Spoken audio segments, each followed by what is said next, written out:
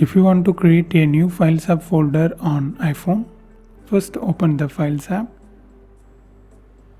and just click back. Now you have two options. If you want to create a new folder on iCloud Drive, click this. For iPhone storage means you need to click this one.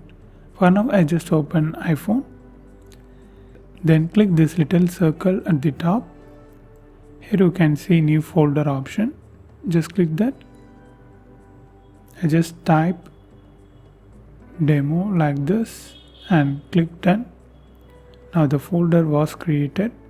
After this you can move the files if you wish. In case if you want to rename this folder, long press the folder.